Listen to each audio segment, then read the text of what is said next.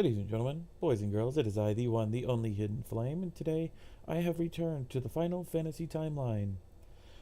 It's been a while, I do apologize. I have been dealing with other things in my life, but today we are going to try and connect Final Fantasy 3 to Final Fantasy 8. As you can tell by the top of the screen here, my link between these two games is the great Hein. Okay, so first off, I'm going to explain Final Fantasy III's Hein. So, Hein had gained the trust of the king of Castle Argus, which governed a large region of the floating continent. He became the castle's wizard. In reality, he is one of several monsters sent by Zende to cause chaos on the floating continent. And his true form is that of a skeletal being.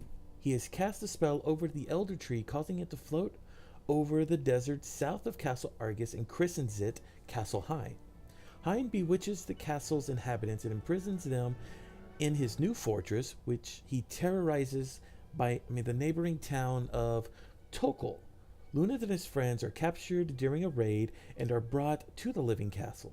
They overcome the guards and monsters and ascend the decaying tree to face Hein, who shows no remorse for his actions. The Warrior of Light defeat the crazed mage, and the Elder Tree returns to its true form. Before replanting itself in the forest from whence it came, the tree restores the royal family and the guards of Argus to their rightful place at the throne. Now, the next part is from Final Fantasy VIII. This comes of the story of Hein from the Final Fantasy VIII Ultimecia Omega, which was never really released in America for some reason. So here it is being taught to a class of seeds. At this time, daylight had not yet come, and everything was covered in night. There was a being called Hein. Hein created the world and battled many beasts all the while.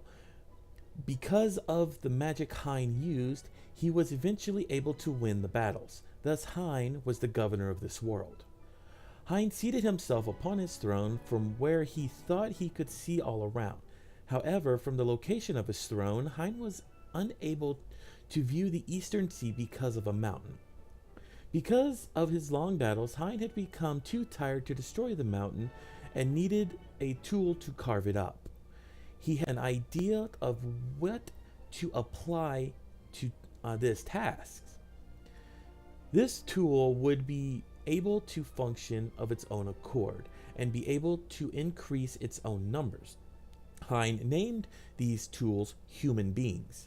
They're males and females of the origin of human beings, and we descend from them. Human beings increase their numbers while carving up the mountain. When their work is finished, they decided to ask Hein what they should do next. However, Hein was sound asleep due to his fatigue. There being nothing they could do about it, the humans began There being nothing they could do about it, the human beings made changes to the land at their own discretion. When Hein awoke, the appearance of the area had completely changed. He was most startled, though, by the number of human beings there were now. Hein decided to reduce the number of human beings and used his magic to burn up smaller humans. The smaller humans were called children and were very important to the humans. They wept intensely and protested to Hein. However, he told them that they were his tools, and his words angered them. They cursed his words when they heard them. They cursed his words when they heard them. The human beings rebelled against Hein. He retaliated with his magic, but the humans were able to increase their numbers in abundance. Besieged, Hein bargained with the humans. He offered them half of his own body and power, and the idea of having half his power, the humans decided they could agree to the deal. Hein split his body in half and gave half to the humans. With this, peace was drawn between Hein and the humans. However, human beings began to quarrel with one another for the first time, coming together in groups that wanted the power of half of Heine's body. A long battle began. Many countries were established at this time. The battle was eventually won by a clan of the Dark King Zalbaga. Within a forest, they convened to command the power of half of Heine's body. However, the half of Heine's body was unresponsive to their commands. Sage Vassacrune came to consult with Zalbaga. He was wise, and he knew the answer to the problem with half of Heine's body. Hein had given them a corrupted part of his body. What the humans had thought was half of Heine's body was really just the cast-off skin of Hein. When they heard this explanation, the Zalbaga clan was furious. They vowed to destroy Hein. However, the other half of Heine's body was nowhere to be found. The humans began referring to the missing Hein as Hein the Magician and sought him for generations. It is to be expected that the magic of Hein could not be found because of people's feelings at the time. It concealed itself in bodies and in form of women, people who it was thought should be protected. Okay, so first off, those sources came from the Final Fantasy wiki. If you want to go confirm or read it yourself, those are the two main sources I have found for this theory. So let's break it down. We have the Final Fantasy VIII Hein, who was a god at one time. He went and removed his skin, becoming a skeleton. So it is said that in this story that the people rebelled against him and sought to destroy him. So what if this was the Warriors of Light? Now in 3 we have the skeleton Hein, who is attacked by the Warriors of Light. So this is the first major point in my theory. The next point in my theory that these Heins are connected is that they're both magicians. Hein in 3 is a skeleton, and with no voice acting, we don't know if Hein is a male or a female. And in Final Fantasy VIII, we know that all the sorceresses are female. So I'm saying that in 3, Hein is female. Okay, so first off, I want to look at the Japanese versions of the game. The game's in their official version, not the dubbed versions that we have in America. So in Japan, both Hein and Hein are spelled the same. So there is that point. Both of them are skeletons. Next would be that they are both on floating islands. They were both attacked by humans. In 3, it was the Warriors of Light. In 8, it was the clan of Zebalga.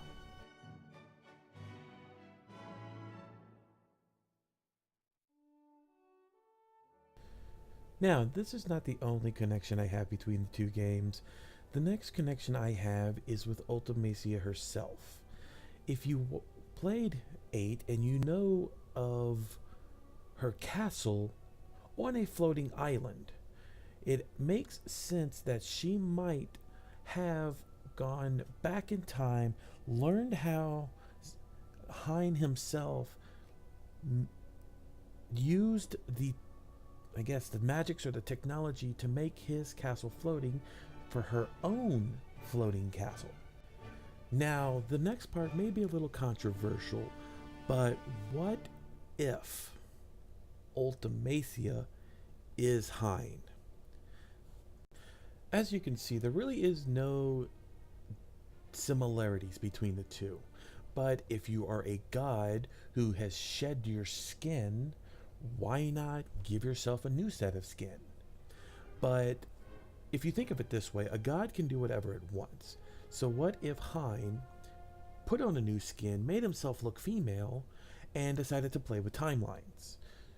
Because if you played 8, you'll know that it has what I like to call a roller coaster loop of timelines. Let me explain those real quick. Okay, as you can see on my little makeshift graph here, we have past, present, and future. This is going to be how I'm going to explain the Final Fantasy VIII timeline. So first off, the present day, where the Final Fantasy VIII crew is situated. So in order for them to reach Ultimecia, they have to get to the future. Thus, the first set of time jumps happens. Now, because of the time compression, time travel that has happened, we have the crew going into the future. Now, a lot is explained in the time compression, which I don't want to go to because it hurts my head. But we have the crew now in the future where they stop Ultimecia and try and kill her. But in doing this, causes her to go back into the past before the present day, where Squall and Ultimecia meets Adea before Adea gains the Sorceress powers. When they get back to the present, it is just Squall's team, with the knowledge that Ultimecia will be born in the future, and thus the whole cycle continues itself. Now, why did I explain that? Well, it's because if you are a god, you can do stuff like that. You can try and repeat the times to make things happen your way. So why not have Hein Ultimecia go between, find this one set of places that she likes to try and rule the world, where in the future of 8, she does. And Hein wanted to do everything in 3 as he tried to control Castle Argus. So maybe that wasn't the right time because of the Warriors of Light.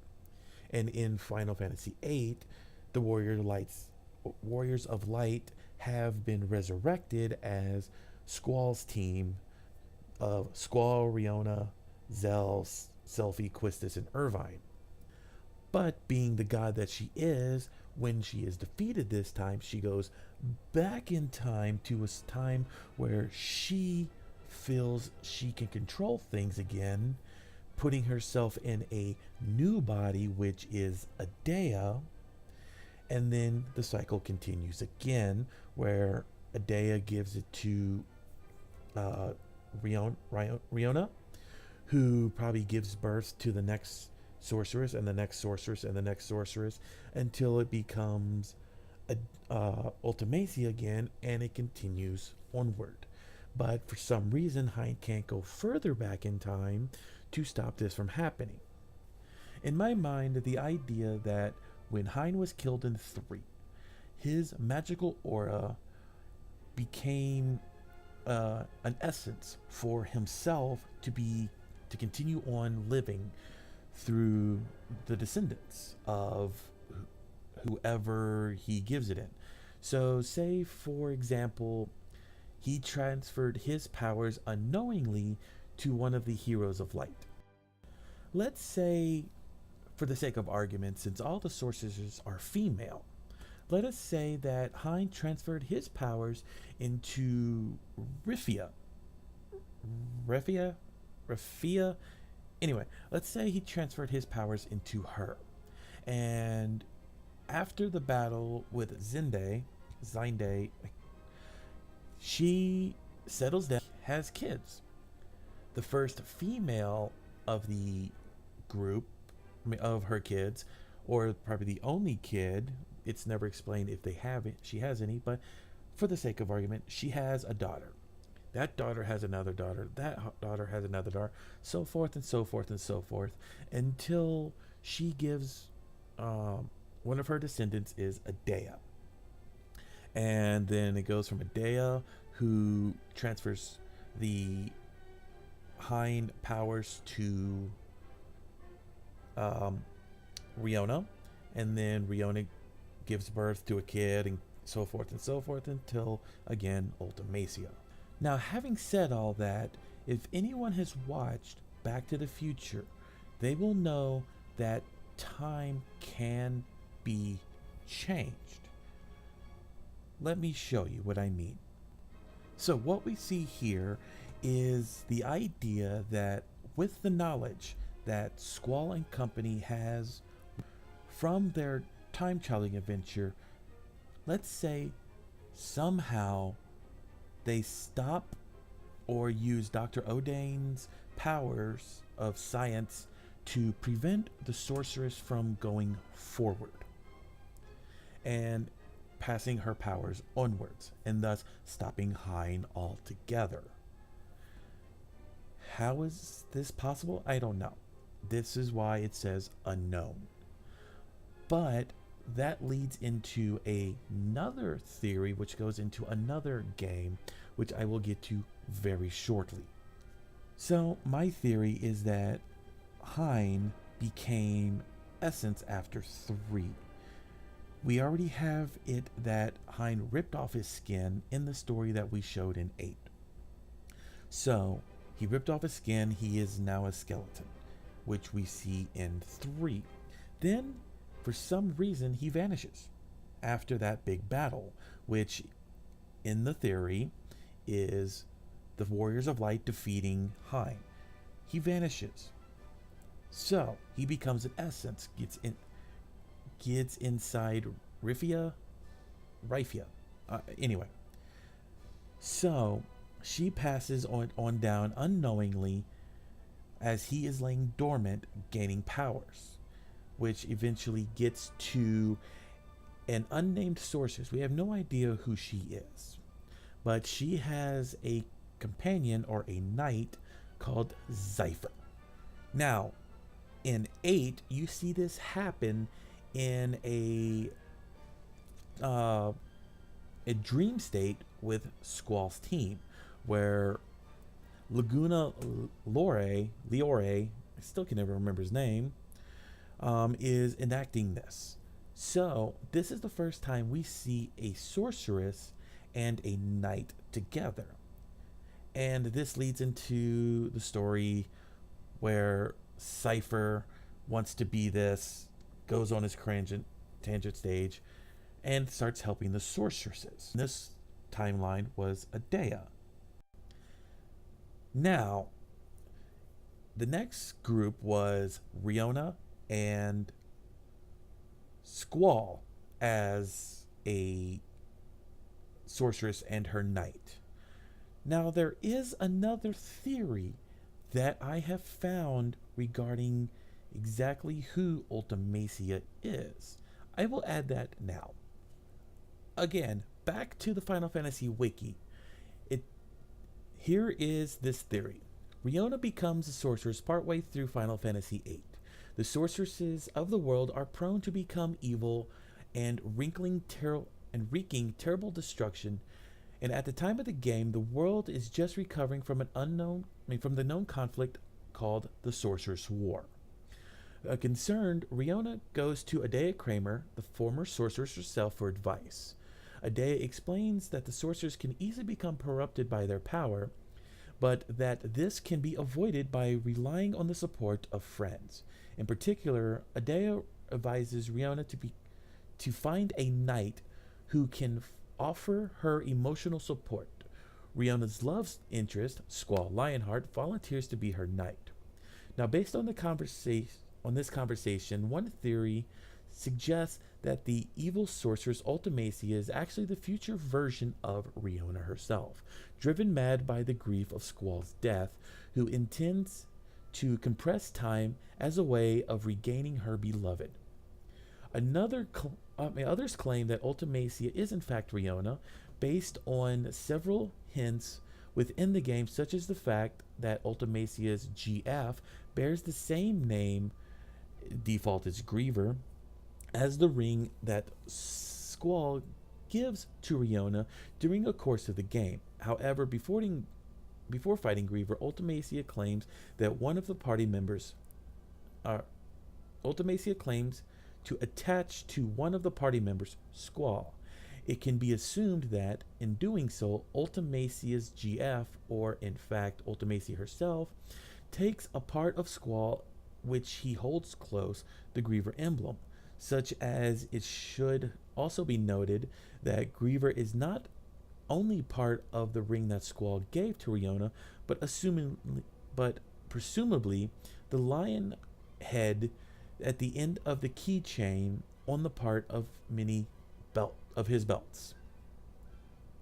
Now, in regards to the Riona Ultimecia theory, however, it should be mentioned that the two share identical facial features in the full movie video sequence, and in which emphasizes the final shot of Ultimecia's face within the game, which flashes several times to Ultimecia's herself.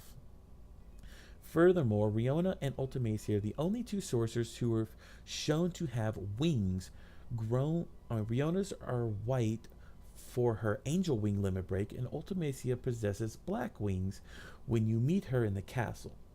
Due to the night reference throughout the game, it can be expounded that as her friends died around her, Riona becomes dark and twisted, and yet Squall kept his promise to be beside her always, and such he becomes Griever. Now, there's also other parts of it that include a Dale, but this is the main part. So this is going into my next theory about where this fits in the game. So we have the idea that everything is set. My theory for how 3 and 8 are connected, and that 3 comes before 8. Now the only issue is how does it fit in my timeline? Because I know some people have watched my videos and will ask me personally, like through emails and stuff, that how does this connect to 10, which is the next one in the timeline? Well, I mentioned how in my last video how 8 and 10 are connected through the Mughals and the Mambas. I have found an additional theory. Now, why can't 8 and 10 be connected through the Sorceress Knights and the Sorceresses? So, going back to my original idea of the timeline, what makes us think that this unknown future is Squall and Riona figure out how to stop Ultimecia from coming to be? And while yes, Ultimecia does get born, but not in the exact same way as we know it. What if when she becomes the summoner Unaliska? Because they do look sort of similar. Not very similar, but close enough to make this point moot. Or make it, this point just gives you some thought. So what if the sorceress powers of Hein becomes all the way down to Ultimecia, in which her knight gives his life to Ultimecia, or no, not Ultimecia, to Unaliska to stop sin. And if you want to know that, please go back to my other videos to learn a little bit more about that. So it does fit in my story or my timeline, and that's really all I have to say about that particular point. So this is how my timeline is looking up. We have the Great Hein, who passes his powers down to Riona, who they learn how to fix the issues with the sorceresses to make them become a lot nicer and needing companions to assist them, which brings to the summoner's pilgrimages of 10 to defeat Sin, which then causes the summons to vanish into the far plane where Terra is born, and thus the summons become spheres or crystals, which are found in 10 in the live stream, thus bringing the end of the world as Sephiroth finds one to summon a meteor to try and destroy the planet. Now, the next set of theory I am going to add to my timeline is seems like it's going to be an easy one. I'm going to try and figure out where the Warriors of Light, because as far as I know, there are 3 sets, one in Final Fantasy 1, 3, and 5. I'm going to try to figure out in all 3 of those which one comes before the others. So I want you guys to stay tuned. I will try to get this one out quicker than my last one. And I hope you guys will like, subscribe, share. If you have any dislikes, please let me know in the comments. And I will see you guys when I tackle the next subject.